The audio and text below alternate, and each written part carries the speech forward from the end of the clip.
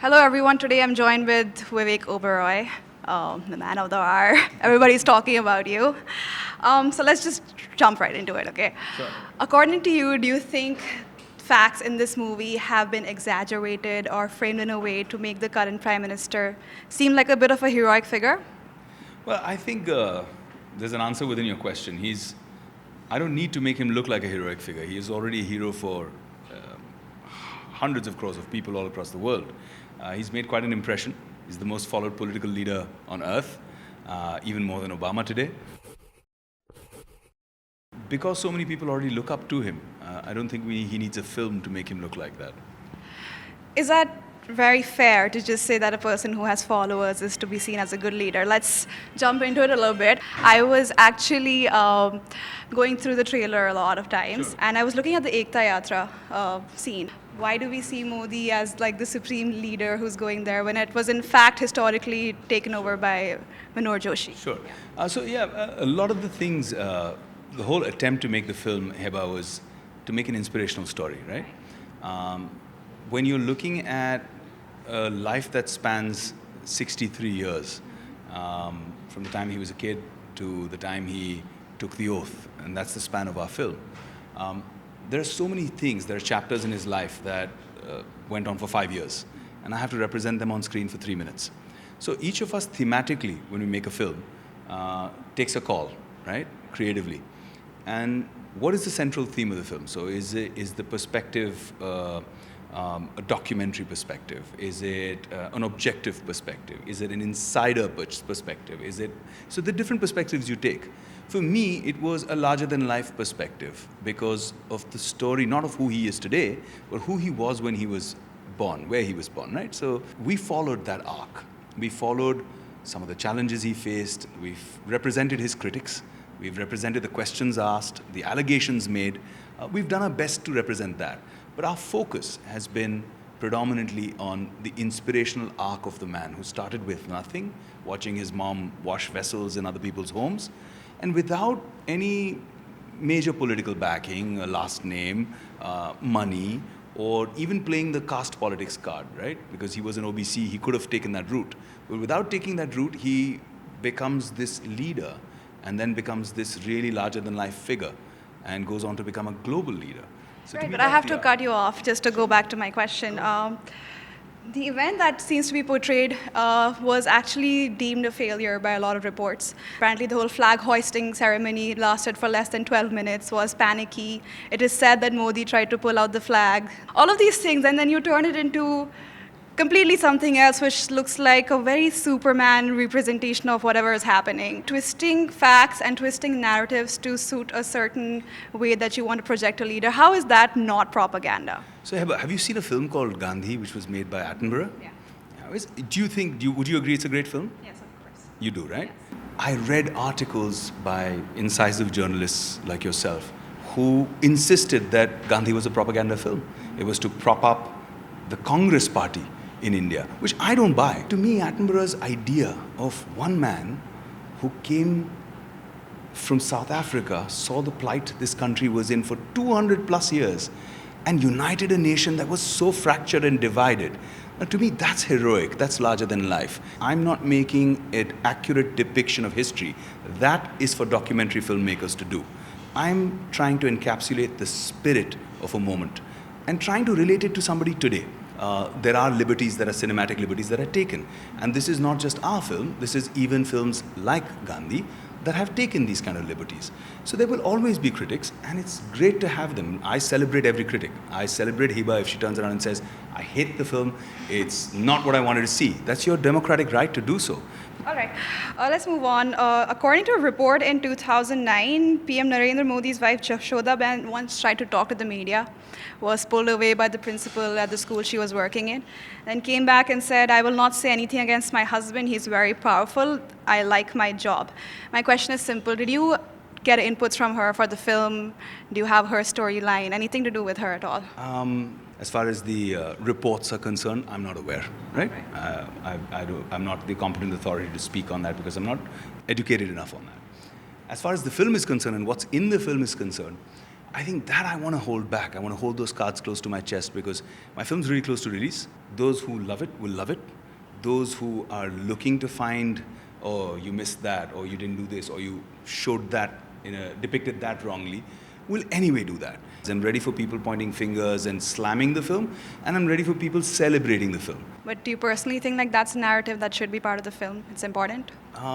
My personal opinions are for myself. Right now I have the responsibility both as a filmmaker and an actor representing the film. That's taken a lot of effort to put out there. We've fought against every conceivable resource and power. Unfortunately, even Quint, which is a really solid platform which speaks the honest truth, didn't come out and support us and said that, hey, this is wrong and this kind of bullying shouldn't happen and filmmakers should be allowed to make a film no matter what.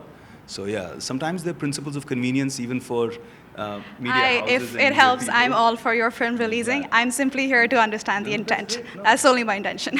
Let's talk about the Gujarat Riots, 2002. Again, I can only deduce things from the trailer, and I can't talk too much into before seeing the film. But we see PM Modi standing in the corner. CM. And yeah, okay, yeah, of course, sorry, my bad.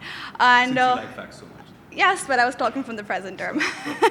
If we are talking about the Gujarat riots, and all of us know the number of people that died, so unfortunate, I'm trying to understand what was your approach towards that event in your film, because as an audience, what I see is a man who's standing there miserable, not able to understand what's going on. It's interesting that you observe that. To me, when I see that moment, it's art, right? So everybody has their own perception to it. So Hiba sees a man who's miserable. I see the emotion and vulnerability of a man, right? Even though you're a leader and you're supposed to be the supreme leader of the state democratically, you could have an emotional context to that moment.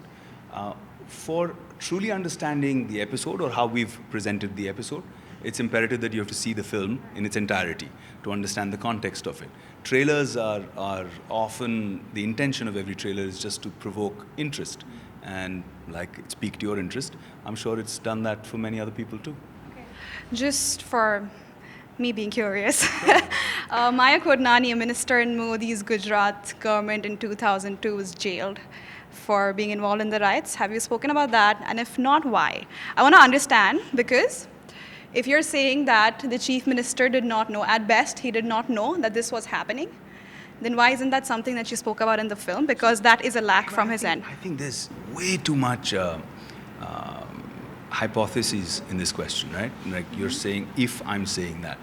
I say, let's not speculate what I'm saying in the film. Because what I'm saying in the film, for purpose of film, needs to be kept secret till 11th of April, right? That's the whole idea. So will I find you after the film? Sure, why not? Okay. You have previously argued when it comes to the timing of the release and everything.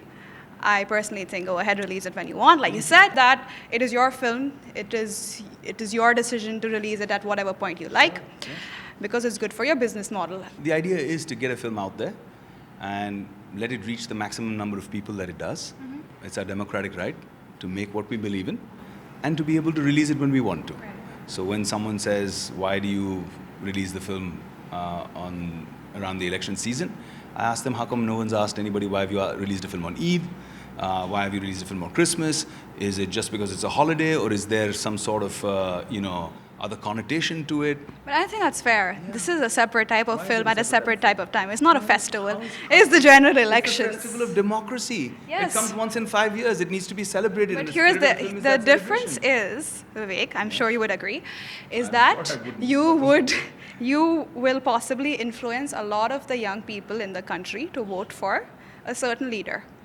Now, are you willing to take... How do I influence? Because you are portraying him in a certain hero image in a film. My opinion, you're saying, could influence the opinion of other people. You have journalism, right, which is also editorial, it's opinionated, and it puts perspective, it sheds light. So there are journalists who have a right-wing perspective, a left-wing perspective, a center perspective, and that's fine, that's your right. The only difference is, sir, ours is journalism, I run on facts, but you just call your film art. Fact is very different and opinion is very different. You're not in the court of law, you're in journalism. Right. You say, you deduce from these facts, and your opinion is this. Mm-hmm. Similarly, you have the democratic right to influence people. My intention is not to influence people. My intention is to find the best day of release for my film. All right. Moving on to my next point. Recently, I did a review of your trailer on a video. Since that day, I have been bombarded with rape threats, with all types of threats. Now, this happens to me on Twitter a lot as well. A lot of these times, these accounts are followed by the official account of PM Modi. Is this something that you think is freedom of speech too? Absolutely not. I think there's freedom of speech, and there's also a certain ethical code, right? It's not maybe not a constitutional fundamental right or law, but I think there's something which is morality. There's something called ethics. Like you're abused and you're threatened, so am I. I receive a lot of threats. So it's the other end of the spectrum, right? So the pseudo-liberals, the people who believe that I'm creating the death of democracy by making this film, also attack me and call me, my family, all kinds of names, threatening to do things to me, my wife, my children. These things happen. Is it right? No. On either side, no matter what your political ideology. And I personally am still old school and chivalrous like that. I think there's a way to communicate with a lady. I think that boundary should not be crossed. You also, in one of your interviews, said that you respect Bhaks. Now, these people claim to be Bhaks. Are these the people you claim to respect? That's interesting that you choose to quote me halfway. Okay. I said I respect Bhats and I respect critics both. It doesn't change the meaning. No, it does change the meaning. Okay. I said I respect both sides, and I say that because I respect their right to be able to criticize or to follow. And I truly am a believer that both sides should coexist. Now, the form in which it happens may be incorrect. Follows those accounts. I'm not sure. I mean, this is something you're telling me. It's a fact. This is something you're telling me, so Okay. I need to verify that. I won't take anything that you say as factual, because within this short conversation, I've already experienced that you do tend to misquote. That, for me, I have my guard up with. Okay, I hope you let us know when you verify. Last question. Does your story cover demonetization, unemployment, mob lynchings, any of the negatives that have happened so far firstly, over? Our story is the journey of a child who becomes the Prime Minister of this nation. And that's where it ends. Like I said, it was an inspirational story. And unlike what people think that is a propaganda tool, it was an inspirational story covering this journey. Secondly, what exactly is in the film, beyond what shows in the trailer, I haven't said in any interview. Okay. And like I go back to what I was saying earlier, the idea was to pique curiosity. All right, I suppose we'll find out. Thank you so much for talking to us.